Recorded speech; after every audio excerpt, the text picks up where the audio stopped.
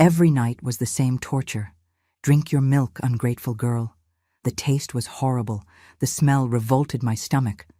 When I vomited, he would lock me in the dark basement. For years I swallowed not only that awful liquid, but also the terror that no one saw. Hello there, my dear friends. What a blessing to be able to talk with you today. I'm Martha Williams, 75 years old, born and raised here in Boston, Massachusetts, where I still live today. The sounds of the big city have become part of me, you know? It's like a familiar soundtrack that's accompanied my life for so many decades. These days, my greatest pleasure is tending to my small vertical garden on my apartment balcony. I have orchids, ferns, and even some herbs I use in cooking.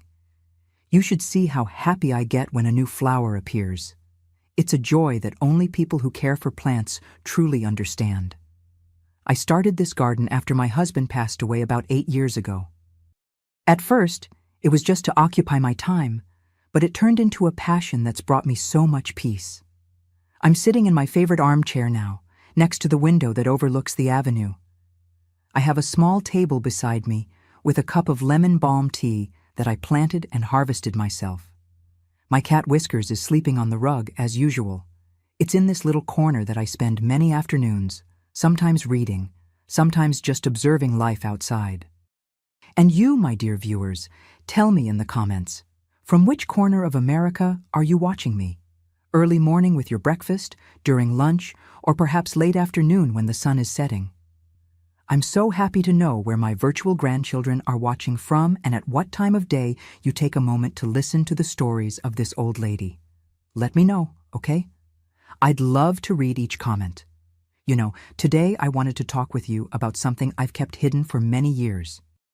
A difficult story, but one that taught me about strength and about how we can find ways to free ourselves, even when it seems impossible. We don't always get to face life's monsters with an army by our side. Sometimes we need to use our intelligence and courage to create our own justice. It all began when I was little, during visits to my grandparents' house, far from Boston. It was a place where what happened inside the walls stayed hidden from the world's eyes, where a nightly ritual turned my childhood into a nightmare that seemed endless.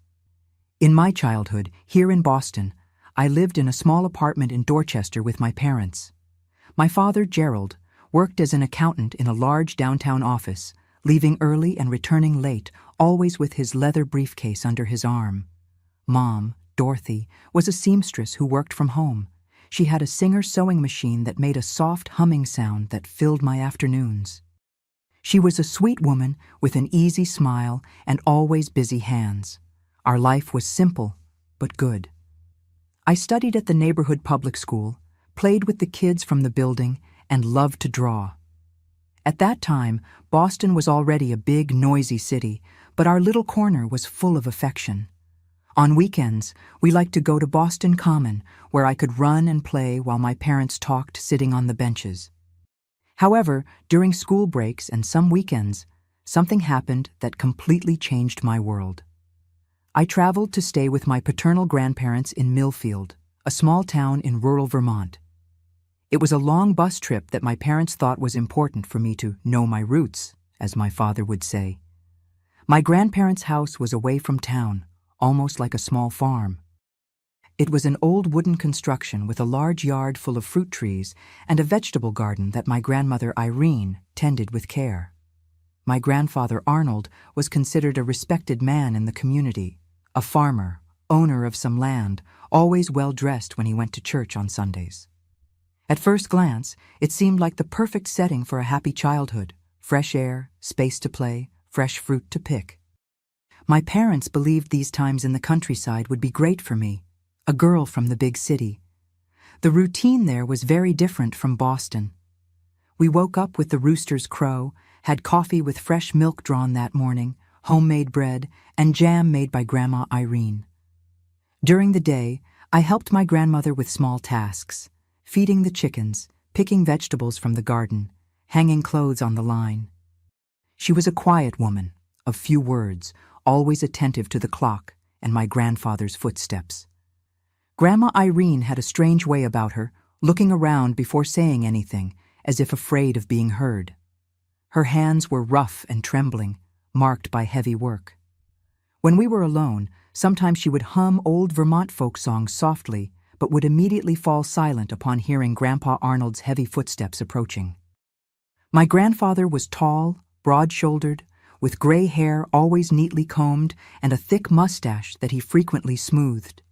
His gaze was severe, and he rarely smiled. When he spoke, everyone fell silent to listen. No one dared disagree with him, not even neighbors who sometimes came for coffee or to ask for a favor. At the table, Grandpa Arnold always sat at the head. He served himself first, and only afterward could others serve themselves. He had a special glass, thick with blue details, that only he could use. If anyone picked it up by mistake, he would slam the table and say, "This isn't for just anyone's mouth." During the day, I tried to stay as far away from him as possible, playing alone in the orchard, or helping Grandma Irene in the kitchen. There was a neighbor girl, Celeste, daughter of the caretaker from the next farm, with whom I sometimes played. She was my age, with curly hair and freckles on her face. Together, we made rag dolls, played house under the trees, or went to the stream that cut through the properties. But even during play, I lived with a tightness in my chest because I knew that night would come, and with it, the ritual I so feared. When the sun began to set, my heart would race. Grandma Irene became even more silent, moving in the kitchen like a ghost, preparing dinner without making noise. Everything changed when night fell in Millfield. The starry sky that should have been beautiful only brought me fear. The smell of food that should have opened my appetite gave me anticipatory nausea. The crickets and frogs singing outside, instead of lulling me into peaceful sleep, sounded like a countdown to terror. It was on one of these nights, when I was 8 years old, that I realized something was very wrong in that house. It wasn't just my grandfather's authoritarianism, it was something deeper and darker that hung over those wooden walls. I saw my grandmother Irene hiding a medicine bottle when my grandfather entered the kitchen, and the look he gave her made my blood freeze. That's when I understood that she also lived in a constant state of alert, just like me. "Martha, come here," he would say every night, after dinner, when the dishes were already washed and put away. His voice, deep and authoritative, made my knees weaken. "It's time for your nighttime medicine, to grow strong and healthy." And so began the ritual that transformed my childhood into a nightmare, a secret I kept for so long it almost fused with my bones. It was in the summer when I turned 9 that the nighttime medicine ritual became even more terrifying. I remember it like it was yesterday. My parents took me to Millfield to spend an entire month of school vacation. "It will do you good to breathe fresh air, dear," my mother said, not imagining what happened in that house when the sun went down. On the first night, after dinner, Grandpa Arnold called me to the kitchen, as he always did. Grandma Irene was finishing washing the dishes with that distant look I knew so well. Her hands trembled more than usual. "Sit there, girl," ordered Grandpa, pointing to the wooden chair against the kitchen wall. It was a chair taller than the others, made especially for me to reach the table. "It's time for your medicine." I sat down, feeling the cold of the wood against my legs. My heart was beating so hard it felt like it would come out of my mouth. Grandpa Arnold opened the tall cabinet, the one with the key, and took out a brown bottle. It was dark glass. You couldn't see what was inside. He always said it was medicine to grow strong. But the smell... Oh, the smell wasn't like any medicine I knew. He took his glass, the one nobody else could use, and poured a whitish liquid. It looked like milk, but it wasn't just that. There was something mixed in that made the liquid thicker, with a strong odor that made me nauseous just smelling it. "Drink it all," he said, placing the glass in front of me, "to the last drop." Grandma Irene left the kitchen at that moment, as she always did. She never stayed to watch. Years later, I understood that she couldn't bear to witness it, but also didn't have the courage to defend me. That night was different, because I was older and tried to resist. "I don't want to, Grandpa. It smells bad." His face transformed instantly. His thick eyebrows joined, and his mustache trembled with anger. He hit the table so hard the glass almost tipped over. "I'm not asking if you want to. I'm ordering you to drink. Do you know how many children out there would want to have a grandfather who takes care of them? An ungrateful child. That's what you are." With trembling hands, I took the glass. The liquid had small lumps, as if something had been carelessly dissolved in it. The taste was even worse than the smell, bitter and with a texture that stuck to your tongue. Each sip was torture. My whole body rejected it. Halfway through the glass, I felt my stomach turn. I tried to hold it, but I couldn't. I vomited right there on the kitchen table, soiling the tablecloth that Grandma Irene had embroidered. What happened next was etched in my memory as if carved with a knife. Grandpa Arnold stood up, his face red with fury. He grabbed my arm with such force that it left bruises in the following days. He dragged me out of the kitchen, across the dark hallway until we reached the door that led to the basement. "Ungrateful children need to learn," he said, opening the door. "You'll think about what you did." The basement was dark and damp, full of old boxes and rusty tools. It had a musty smell that mixed with the odor of earth. There was no electric light down there, just a tiny window near the ceiling that barely let in any light. He pushed me down the stairs and closed the door. I heard the sound of the key turning in the lock. I stayed there, alone in the dark, crying softly so he wouldn't hear me and get even angrier. I don't know how much time passed until the door opened again. I was huddled in a corner, shivering from cold and fear, when I saw the figure of my grandmother Irene carefully descending the stairs to avoid making noise. "Come, my little granddaughter," she whispered, extending her hand. "He's already gone to sleep. Let's take you to your room without making noise."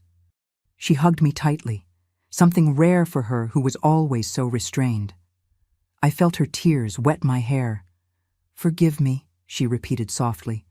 "Forgive me for not being able to defend you." That night, lying in the guest room bed, I heard a muffled argument coming from my grandparents' room. The voice of Grandma Irene, normally so submissive, seemed to have found some courage. "She's just a child, Arnold. Why do you do this to her?" I couldn't hear his response, only the sound of something breaking, and then the heavy silence that took over the house. The next morning, Grandma Irene appeared with a bruise on her face that she tried to hide with her hair. Nobody commented on it. Breakfast proceeded in absolute silence, only the clinking of silverware against plates. It was on that day that I began to observe more carefully the cabinet where Grandpa kept the medicine. Always locked with a key, which he carried in a bunch along with the pickup truck keys. During the day, when he went out to take care of business in town, I tried to open the cabinet with a hairpin I found in the room, like I had seen in a movie. I couldn't. The following week, the ritual continued every night.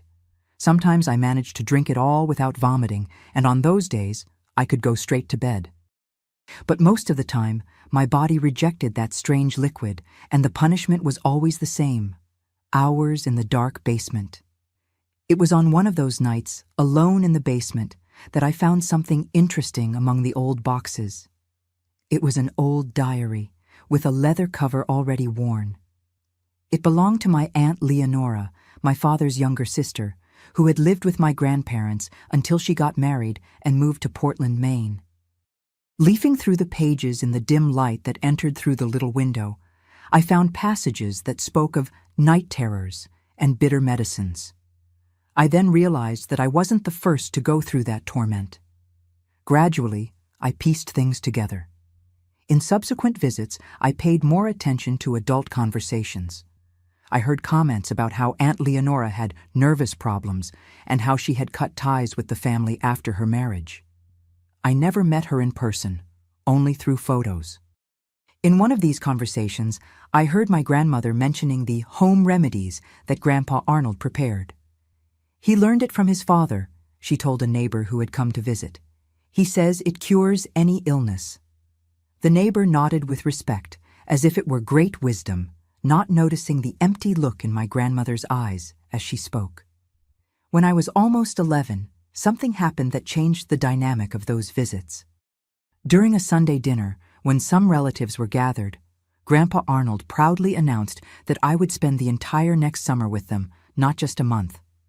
"The girl needs to learn country values. It's not all about the big city," he declared, looking at my father, who agreed without questioning. "My father is already old. He wants to spend time with his granddaughter." That night, I couldn't sleep. The idea of spending 3 entire months in that house with that nightly ritual made my stomach turn. That's when I realized I needed to do something. I couldn't simply accept that fate. The next morning, I asked Grandma Irene to teach me how to make the cornbread she always prepared on Sundays. While we mixed the ingredients, I found the courage to ask, "Grandma, why does Grandpa make me drink that medicine every night?"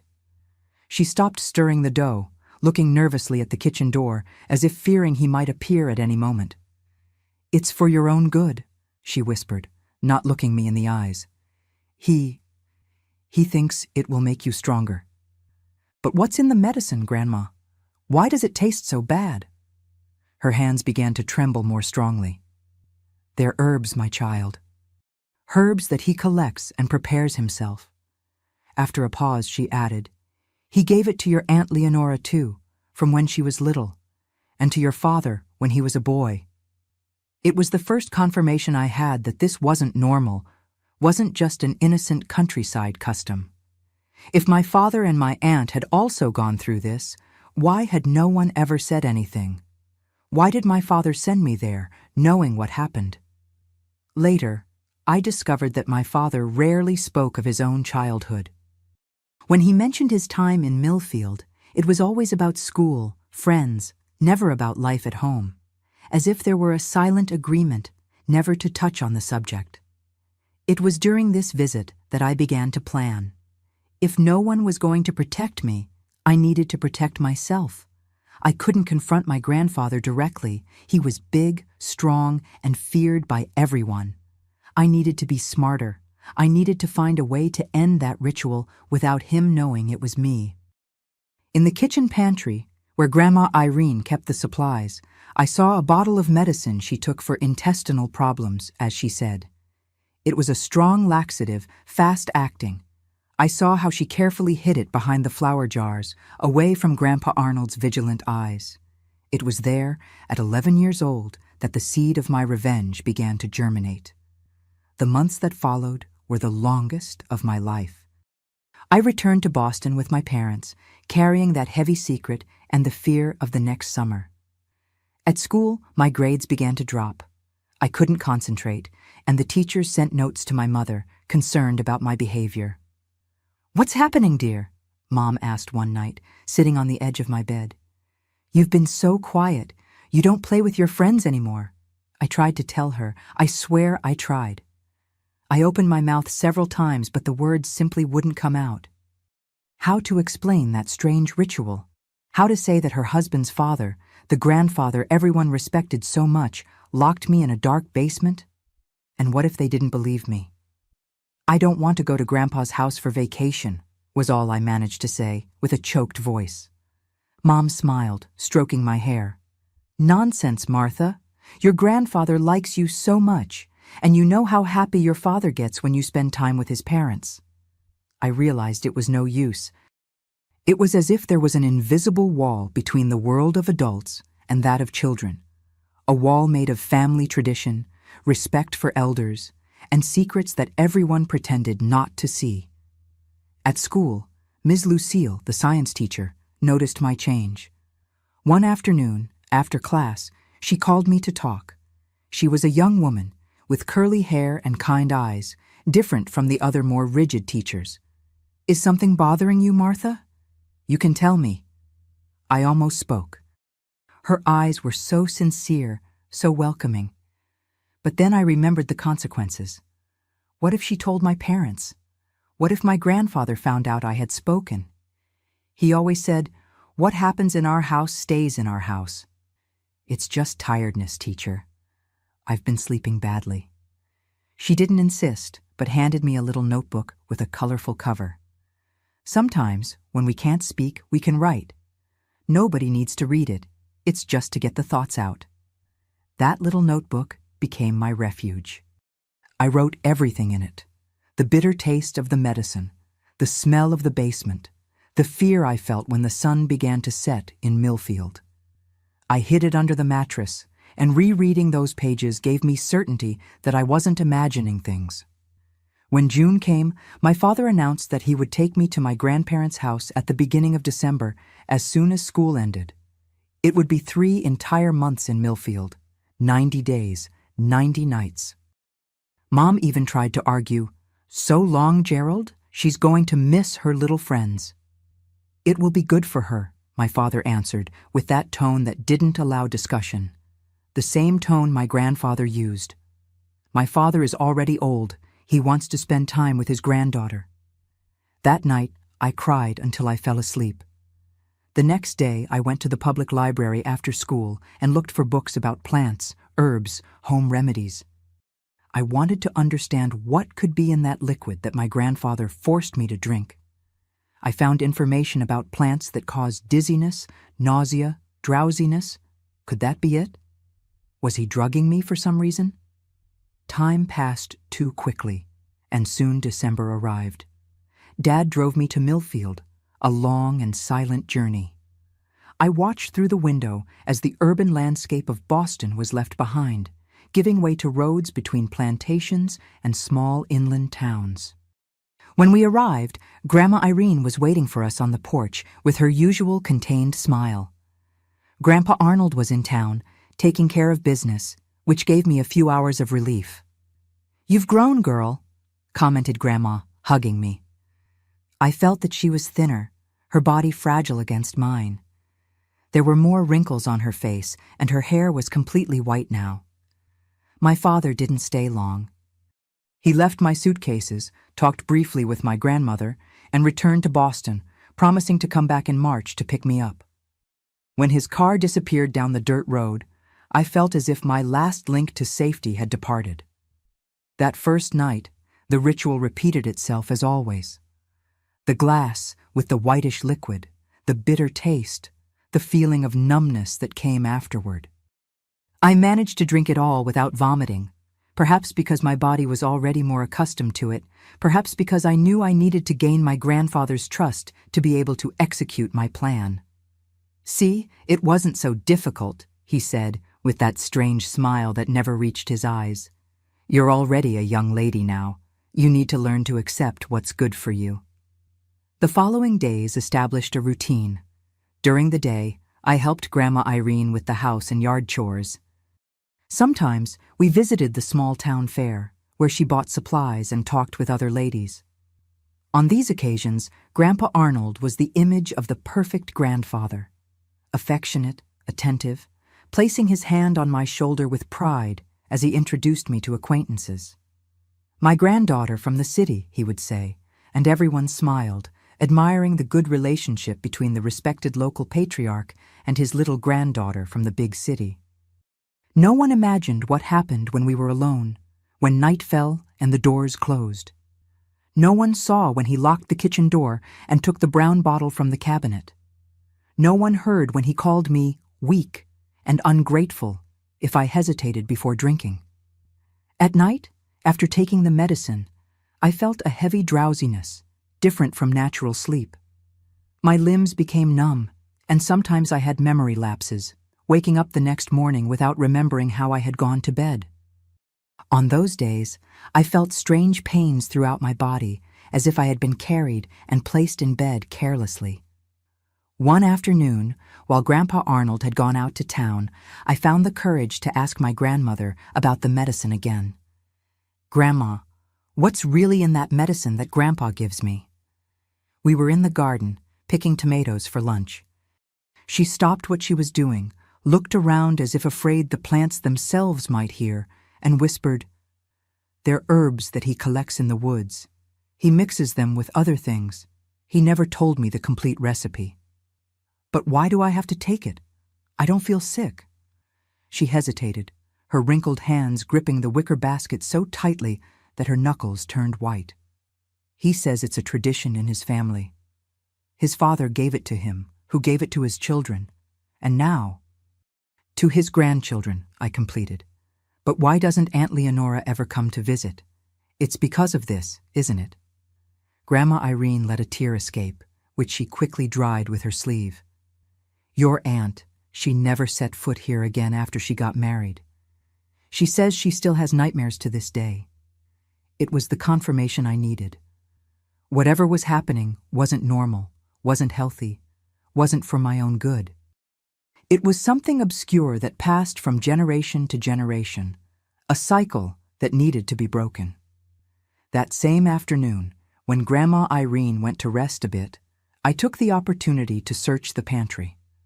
I found the bottle of laxative hidden behind the flour jars, exactly where I had seen it the last time.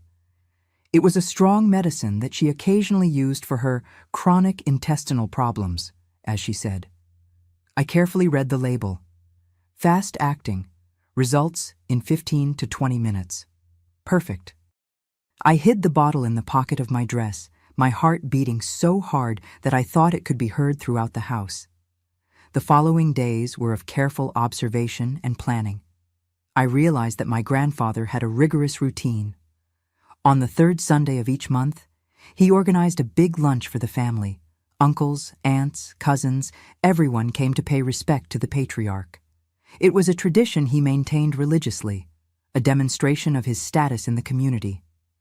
The next family lunch would be in 2 weeks. The house was already preparing. Grandma Irene cleaned the best plates, separated the embroidered tablecloths, planned the elaborate menu that always included the roast pork that my grandfather was so proud to serve. It was during these preparations that I heard, for the first time, my grandfather talk about me to other people as if I weren't present.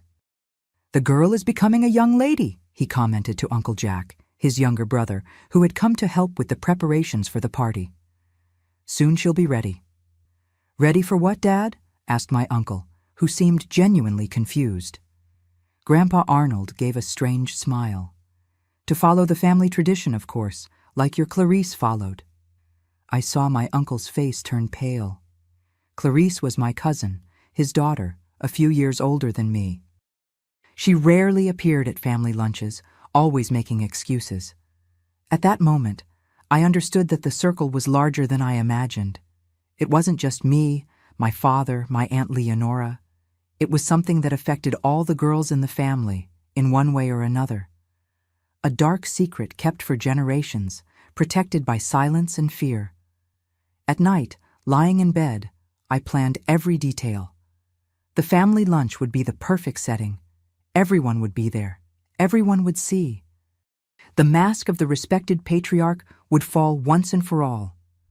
On the morning of the big Sunday, I woke up before dawn, my stomach turning with anxiety and determination. I helped Grandma Irene prepare the house, set the table, put out the best china. She noticed my nervousness, but attributed it to the excitement of the family gathering. "Your cousins are coming today," she commented, trying to cheer me up. "It will be good to have children for you to play with." I nodded, feigning enthusiasm, while in the pocket of my dress was the bottle of laxative, weighing like lead. Gradually, the relatives began to arrive. Uncles, aunts, cousins I barely knew. All brought gifts for Grandpa Arnold. Bottles of whiskey, cigars, homemade products. All greeted him with reverence, as if he were a figure of unquestionable authority. He was in his element, sitting on the porch like a king receiving his subjects. He wore his best shirt, his gray hair neatly combed back, his mustache trimmed. From time to time, he called me over, placed his hand on my shoulder, and introduced me as my little granddaughter from the city, smiling that smile that never reached his eyes. Each time he touched my shoulder, I felt a shiver of repulsion.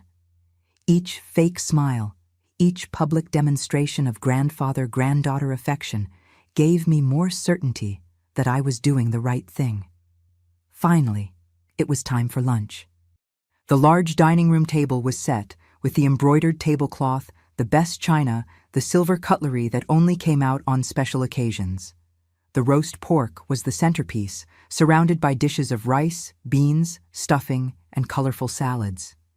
Grandpa Arnold, as always, sat at the head of the table. To his right, the place of honor was reserved for Uncle Jack, the oldest brother after him. The men of the family occupied the positions closest to the patriarch, while the women and children were at the ends of the table. As always, Grandpa was the first to serve himself. Then, according to the family hierarchy, the others could get their plates. It was an almost religious ritual that no one dared question. The moment was approaching. My heart was beating so hard I thought everyone at the table could hear it. "Martha," called Grandpa Arnold, "bring the juice pitcher to the table." It was the sign I had been waiting for. In the kitchen, I took the pitcher of orange juice that Grandma Irene had prepared. Next to it, Grandpa's special glass, the one only he could use, the same one he used to give me the medicine every night. With trembling hands, I placed the glass on the table, next to his plate. I went back to the kitchen, where the juice pitcher was waiting. I looked around, making sure I was alone. Quickly, I took the bottle of laxative from my pocket and poured a generous amount into the glass, much more than the recommended dose. I mixed it well with a spoon, watching the clear liquid dissolve in the orange juice. There was no visible change in color or texture. Perfect.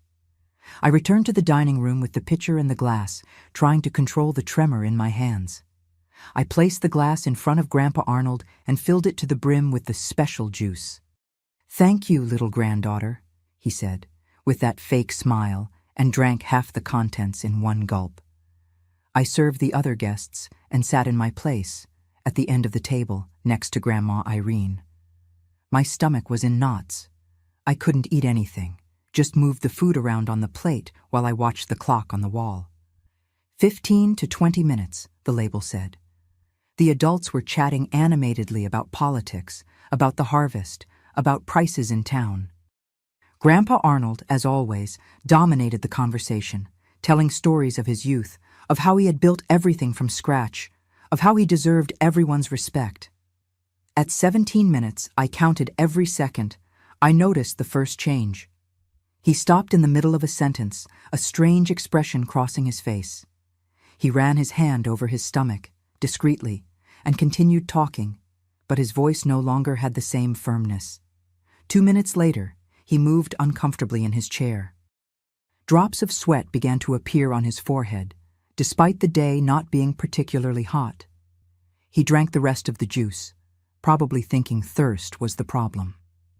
I silently filled his glass again. It was when he was in the middle of a story about how he had single-handedly faced a wild bull that the laxative showed its full strength. His face suddenly turned pale, then red like a ripe tomato. He stopped speaking abruptly, an expression of panic replacing the usual arrogance. "Excuse me," he mumbled, getting up with difficulty. But it was too late. A guttural sound escaped him, followed by something I'll never forget. The great patriarch, the man feared and respected by all, lost control of his bowels right there, in front of the entire gathered family. The silence that followed was deafening. Everyone froze in their places, cutlery suspended in the air, wide eyes fixed on the once imposing figure, now reduced to an old man in a humiliating situation. "You demon!" he shouted, pointing directly at me while trying to contain the disaster spreading through his pants. "It was you! I'm sure it was you!" But no one understood the accusation. How could an 11-year-old girl cause such a situation? For all present, it was just an old man having an embarrassing accident, blaming the first person he saw for the humiliation. "Dad, come on, you need to clean up," said Uncle Jack, trying to help him leave the room. "She poisoned me!" Grandpa Arnold continued shouting, his face contorted with rage and shame. "Just like her mother! Vipers, all of them!" His words caused even more embarrassment among the guests. Many began to get up, murmuring apologies, saying that perhaps it would be better to come back another day. Grandma Irene, beside me, remained silent. But when I looked at her, I saw something I had never seen before. A small smile at the corner of her lips and a different gleam in her eyes. She knew. She understood. And somehow she approved. It was the last time I saw my Grandpa Arnold. That same night, while he was still bedridden, humiliated and furious, Uncle Jack took me back to Boston. "Your grandfather isn't well," was the official explanation. "Better for you to return to your parents until he recovers." In fact, everyone knew that something had been irreparably broken at that Sunday lunch. The image of the infallible patriarch had been destroyed, and with it, his power over us. The chaos that followed in that dining room marked my life forever. As the guests rose embarrassed, murmuring apologies and avoiding looking directly at my grandfather, he continued to point at me and shout accusations. "This girl put something in my drink," vociferated Grandpa Arnold, trying to compose himself while the unpleasant smell spread through the room. "Come here, you cowards. Don't you see what she did to me?" Uncle Jack tried to calm him, holding his arm, but Grandpa pushed him away forcefully. "Let me go. This devil needs to be punished." He advanced toward me, bloodshot eyes, face red with fury and shame. I felt the blood freeze in my veins. I had never seen him so uncontrolled, so exposed. The mask of the respected patriarch had completely fallen, revealing the monster that only I knew. Grandma Irene, to everyone's astonishment, placed herself between us. That fragile woman, who always lowered her head and accepted everything in silence, rose like a wall. "Enough, Arnold." Her voice, normally so soft, sounded firm for the first time. "Not in front of everyone. What you've done to this girl on your nights is enough." The silence that fell over the room was like a heavy mantle. Her words, laden with meaning, made all the adults exchange confused and disturbed looks. "What is she talking about, Dad?" asked Aunt Maggie, Grandpa Arnold's only daughter who still maintained regular contact with him. "It's nothing," he tried to dismiss, but his authority was in tatters as much as his pants. "This old woman is senile. She doesn't know what she's saying." "I know very well what I'm saying," continued Grandma Irene, with a strength I had never seen in her. "I know about the medicines you give the girl every night. I know about the basement where you lock her up. I know because I saw the same happen to Leonora years ago." Uncle Jack stepped forward, his expression hardening. "Is this true, Dad? The same medicines you gave to my Clarice? The same ones you gave to all of us when we were children?" The air in the room became so dense it seemed difficult to breathe. Aunt Maggie covered her mouth with her hands, tears springing to her eyes. "That's why Leonora never came back. That's why Clarice always makes excuses not to come." Grandpa Arnold, cornered, did what all tyrants do when exposed. He attacked with more force. "You don't understand," he shouted, hitting the table with such violence that the plates jumped. "It's a tradition. It's to strengthen the family's blood. My father did this. His father did this. Who are you to question?" It was at this moment that I found my voice, small, trembling, but clear enough to be heard by all. "It's not medicine at all," I said, stepping forward. "It's something bad that makes us dizzy, that erases parts of our memory. And afterward, in the dark basement—" I couldn't finish. Grandpa Arnold charged at me like a bull, knocking over chairs in his path. His face was unrecognizable, contorted with hatred. "Shut your mouth, you liar. I'll teach you to respect your elders." What happened next was like a blur. Uncle Jack and other men in the family held him back before he could reach me. There were screams, crying, plates breaking on the floor. Grandma Irene pulled me away to the kitchen, where she hugged me tightly. "It's over, my little granddaughter," she whispered, tears wetting my hair. "It's over. He won't hurt you anymore." We stayed like that for some time, listening to the tumult in the room next door. Uncle Jack entered the kitchen, his face pale, his eyes heavy. "I'm going to take you to Boston right now," he said, picking up my small suitcase that was already packed in the room. "Your grandmother is coming too. It's not safe to stay here." "And Grandpa?" I asked, still trembling. Uncle Jack exchanged a significant look with Grandma Irene. "Some men of the family are going to stay with him tonight, to talk." I understood what wasn't said. For the first time, the patriarch would face consequences. In the car, on the way to Boston, Grandma Irene held my hand throughout the journey. At one point, when she thought I was sleeping, I heard her talking quietly with Uncle Jack. "I always knew," she confessed, "from the beginning, with Leonora, then with the boys. I tried to stop it, but—" "It wasn't your fault, Mom," replied Uncle Jack, his voice choked. "He terrorized us all." "But I should have done more," she insisted. "I should have protected those children. I should have protected Martha." "You tried today," he answered gently. "And it was Martha who ended up saving us all." I pretended to continue sleeping, but those words lit a small light inside me. Perhaps, somehow, my act of rebellion had broken something bigger than I imagined, a cycle of abuse that crossed generations. When we arrived at my parents' house in Boston, it was already past midnight. I remember the confused expression on my mother's face when she opened the door and found not only the daughter who should have been in the countryside, but also her mother-in-law and brother-in-law. "What happened?" she asked, alarmed. "We need to talk, Dorothy," said Uncle Jack, with a seriousness that made my mother turn pale.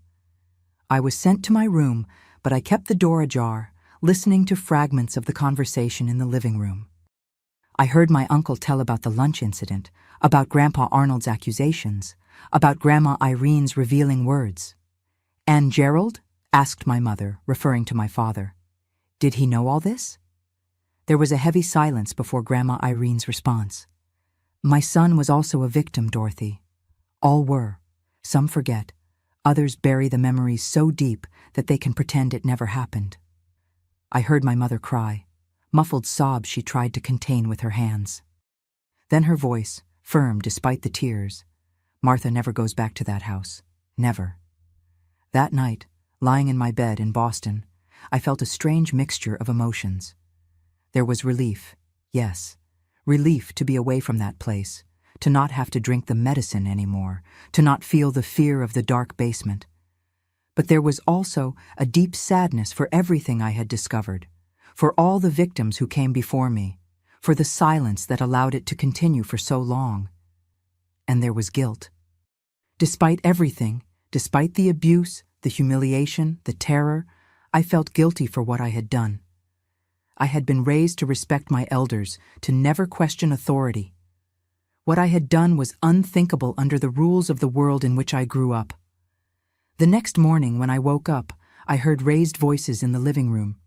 I immediately recognized my father's voice. He had arrived. "What do you mean, you took my daughter in the middle of the night? Who gave that order?" I approached the half-open door silently, my heart racing. My mother answered, her voice calm but firm. "Your father tried to attack Martha in front of everyone, Gerald. Jack did what was right." "My father would never do that. He adores this girl." "Like he adored Leonora?" intervened Uncle Jack. "Like he adored Clarice? Like he adored you when you were a child?" A dense silence followed, full of meaning. "I don't know what you're talking about," my father finally responded, but his voice had lost its conviction. "The medicines, Gerald," said Grandma Irene, so low that I had to strain to hear. "The medicines he gave you every night, the dark basement when you resisted, you know what we're talking about." I heard a dull thud, as if my father had let himself fall into a chair. Then, a sound I had never heard before. My father crying. Deep, heart-rending sobs of a man facing memories he had buried for decades. "I thought it had been just with me," he said through tears. I thought with Martha it would be different, that he had changed." I retreated away from the door, unable to hear more. I sat on the bed, hugging my knees against my chest. So many things made sense now. My father's silence about his own childhood, his insistence that I visit my grandparents despite my obvious fear. It wasn't cruelty. It was denial. A victim who couldn't face his own trauma. That afternoon, my father came to my room. His eyes were red, his face marked by tears. He sat on the edge of my bed, not knowing what to say. "Forgive me, daughter," he finally spoke, his voice almost unrecognizable. I should have protected you. I didn't respond immediately. There was so much between us now. Pain, understanding, the weight of revealed secrets. What will happen to Grandpa? I finally asked. My father sighed deeply. He won't live alone with your grandmother anymore. Uncle Jack and other men in the family had a long talk with him. He's going to a clinic where doctors will take care of him. And Grandma Irene? She's going to stay with Aunt Maggie for now. Later, we'll see. We nodded in silence, each lost in our own thoughts. There was still a long road ahead, difficult conversations, perhaps therapy, certainly reconciliation. But at that moment, I felt that the worst had passed. The secret had been exposed to the light of day, and like cockroaches, monsters don't survive under the spotlight. 3 days later, Aunt Leonora appeared at our house. It was the first time I had seen her in person, although I knew her face from photographs. She was a tall woman with dark hair and deep eyes that carried a familiar shadow. She hugged me for a long time without saying anything, and I felt her tears wet my shoulder. You did what none of us had the courage to do, she finally told me, holding my face between her hands. You broke the cycle. That night, while the adults talked in the living room, I retreated to my room, emotionally exhausted. Lying in bed, looking at the familiar ceiling of my room in Boston, I cried as I had never cried before. They weren't just tears of sadness or fear, but also of relief, like a deep wound that is finally cleaned and can begin to heal. The following morning, I woke up to the sound of more voices in the living room. This time, I recognized my cousin Clarice's, who had never been to our house before.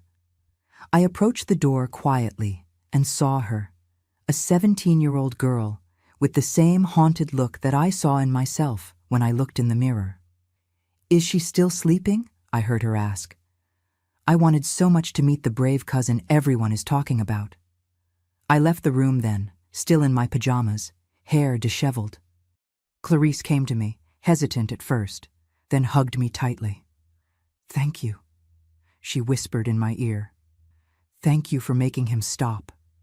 It was at that moment that I fully understood the impact of what I had done.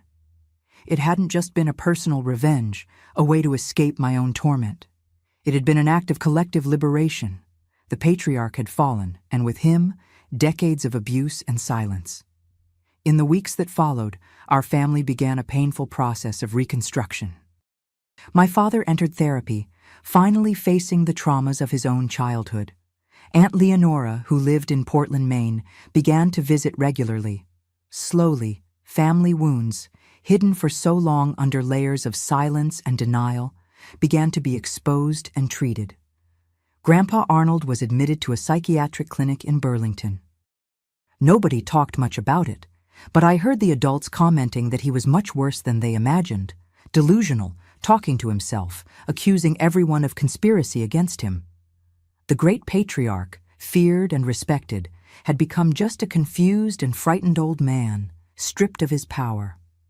Grandma Irene came to live with us in Boston for a time. On the nights when I woke up screaming, haunted by nightmares of the dark basement, it was she who came to my room, sat beside me and stroked my hair until I went back to sleep. I was a coward for so long, she confessed to me one night. I saw it happen to so many and did nothing. It took a child to show the courage that no adult had.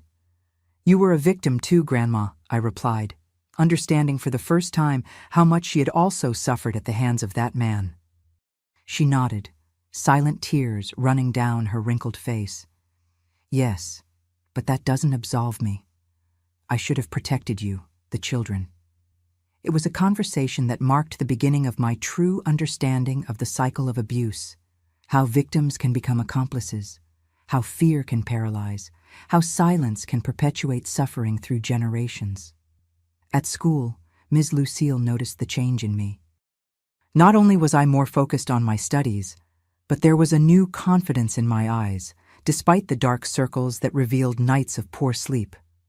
Something changed, Martha? She asked discreetly after a class. I hesitated, uncertain about how much I could reveal. I solved a very big problem, teacher. Something that had scared me for a long time. She smiled, as if she understood much more than my words said. You know, sometimes the bravest people are those who face their fears when no one is watching. I'm proud of you, whatever you did. That conversation stayed in my heart. Amidst so much chaos and pain, it was a reminder that I had done the right thing, even if by unconventional methods. In March, almost 2 months after the incident, I received a letter. The envelope had the Burlington postmark, and inside was a single sheet of paper, with few words written in a shaky handwriting. You destroyed everything. You ended the family tradition. One day you'll understand the mistake you made. There was no signature, but I knew who the sender was. I showed the letter to my parents, who immediately called the clinic. Apparently, Grandpa Arnold had managed to send the letter during a supervised visit from Aunt Maggie. The letter should have scared me, but instead I felt a strange sense of closure. He still didn't understand, perhaps he never would, but he no longer had power over me. His threats were just empty words from a broken man. "What do you want to do with this?" asked my father, holding the letter as if it were something toxic. I thought for a moment, then took a match from the kitchen. In the backyard, under the approving gaze of my parents, I burned that last vestige of the power my grandfather tried to exert over me. As the ashes scattered in the wind, I felt something inside me heal. Not completely, some wounds are too deep to heal at once, but enough to start looking forward without the past being a crushing weight. I will never again allow someone to make me feel small, I promised myself at that moment. I will never again remain silent in the face of evil, even if it comes disguised as tradition or respect. It was on that day, at 11 years old, that I understood that my life had taken a completely different course. The cycle of abuse that crossed generations in my family had been broken. Not by a powerful adult, not by an external intervention, but by a girl who decided that enough was enough. And so, with the ashes of a threatening letter in my hands and a new determination in my heart, I took my first true step toward healing. The path would be long, with ups and downs, with tears and nightmares, but it would never again be trodden in the darkness of silence. Today, at my 75 years of age, I look out the window of my apartment in Boston and see a city that has grown with me. Just like this metropolis, I too have transformed over the decades. The wrinkles on my face are like the streets of this city. They tell stories of paths traveled, challenges overcome, life intensely lived. My dear viewers, reaching 75 years after all I experienced in Millfield is a victory I celebrate every day as I tend to my orchids. Each flower that blooms reminds me of that 11-year-old girl who used a bottle of laxative to end years of terror. That Sunday at the dining table changed everything. A simple bottle hidden in the pocket of my dress made my grandfather Arnold's mask fall. Sometimes justice doesn't come from courts or authorities. It comes from the small hands of a desperate child who can't take it anymore. What I've learned? That the most dangerous monsters aren't from children's stories, but those who hide behind family respect and tradition. My grandfather wasn't just a cruel man. He was the guardian of a cycle of abuse that crossed generations. The laxative in his glass wasn't just my liberation, it was the salvation of my Aunt Leonora, Cousin Clarice, my own father, and so many others. Today, when I gather my children and grandchildren on Sundays in this same Boston apartment, I look at them and think, you never needed a nighttime medicine. You never knew the terror of the dark basement. I broke the chain that could have reached you. The New Cycles nonprofit that I founded with my dear Henry has already helped hundreds of children find their own liberation, each in their own way. Who would have thought that from that moment of desperation in my grandparents' kitchen would be born a project that would save so many lives? My dear viewers who have stayed with me until the end, if my story touched your heart, remember to like this video and subscribe to Grandparents' Tales. Also, let me know in the comments where you're watching from. The girl who once trembled with fear in the dark basement is the same woman who today tends her vertical garden and smiles through the window at the city that welcomed her.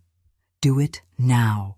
Share so that other Marthas trapped in their own emotional basements, know that there is always a path to the light, even when everything seems too dark.